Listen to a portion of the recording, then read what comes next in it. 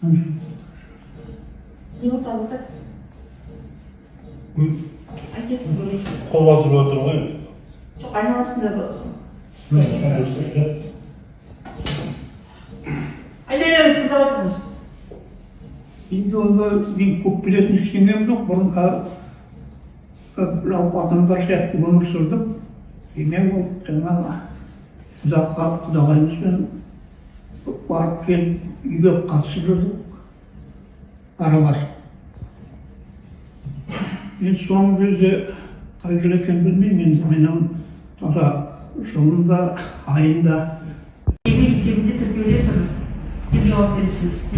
Келесі сұрақ, ұлыңыз Сәрсенғали Сұлтан мен келіңіз Мұхамғалиева Ақбаян соңғы рет үйден қай уақытта қашан шығып кетті деген сұраққа, ұлым Сәрсенғали Сұлтан мен келінім Мұхамғалиева Ақбаян екеуі бірге 2025 жылдың желтоқсан айының 4 күні сағат 11:00 шамасында Махамбет ауданынан Атырау қаласына такси жүргізушісімен шығып кетті. Дұрыс деп жауап бересіз. Ұлыңыз Сәрсенғали Сұлтан мен келіңіз Мұхамғалиева Ақбаян үстерінде қандай киім болды деген сұраққа, ұлым Сұлтан үстінде қара түсті куртка, қара түсті бас киім, трико, аяғында қара түсті спорттық аяқ киім, ал келінім Ақбаянның басында сұр түсті. Дәлелі сол уақытта Сұлтанның мамасы бізге айтты, былай айтты. Егер де әке шешесі қыздарын ойлайтын болса, неге алып кетпейді үйлеріне? Бізде неге бақпайды үйлеріне апарып? Себебі үйлерінде олардың иброй өмір салған сондай жағдайлар бар ғой, бізді көп сондай жағдайымыз. Неге біз сол нәрсеге қынжыламыз деп айтты да мамасы. Ал бірақ Сұлтанның кеше айтып отқан сөзінде не дейді? Олар біздің арамызға түсіп, бізді ажыратпақшы болып, менің бала шағамды алып кетіп, мені босқа алмақшы болып деп айтып отыр да. Ақиқатында олай емес.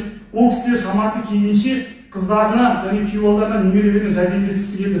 Бірақ соған жәрдемдесуге, соларға көмектесуге Сұлтанымыз мүмкіндік берген жоқ.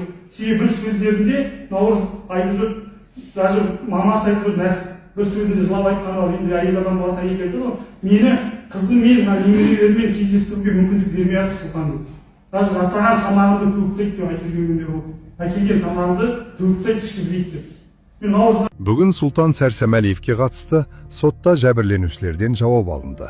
Марқұм Насип Өтешқалиеваның ағасы 2025 жылдың қарашасынан бастап туыстардың бауырлар чатына әр жұма сайын Насиптің атынан жұма қабыл болсын деген дауыстық хабарламалар келіп тұрғанын айтты. Сотта бұл хабарламалар бұрын жазылған аудиолар болуы мүмкін екен айтылды. Олар Наурыздың телефон арқылы жіберіліп, әйелдің тірі екені туралы жалған әсер қалыптастырған. Барып отыр, мен түсініп тұрған жоқпын тіпті. Ол ауызбен айту оңай бәріне де, бірақ қасына бас аяқ болып жүрген бізге ауыр тиеді. Соншама не жазығы бар олардың. Жаңгелденге бір адамға бере жағы жоқ, бір адамнан ала жағы жоқ. Еші ағамның маңдай терімен басқан тасының ақшасына дейін алып отырыпты бұл. Бүкіл адамдардың ақшасын алып отырыпты бұл.